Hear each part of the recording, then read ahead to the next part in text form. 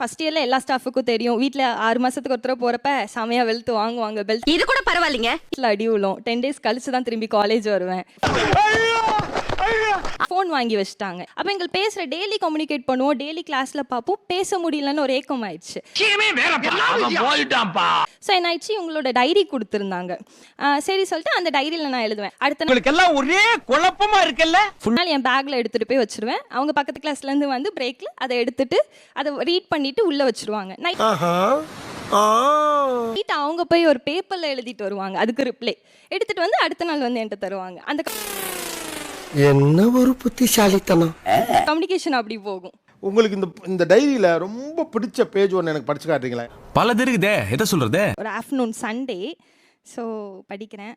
மாமா இப்போ ரூம்ல யாருமே இல்லை, ரொம்ப கஷ்டமா இருக்கு மாமா, உங்க கூட பேசணும் போல இருக்கு. பாத்தீங்களா சார், பாத்தீங்களா மாமா, எனக்கு உன் கூடவே எப்பவும் பேசிட்டே இருக்கணும் போல இருக்கு மாமா, முடியல, எனக்கு தெரியல மாமா, ஏன் எனக்கு உன்னை ரொம்ப பிடிச்சிருக்கு அப்படின்னு சொல்லிட்டு.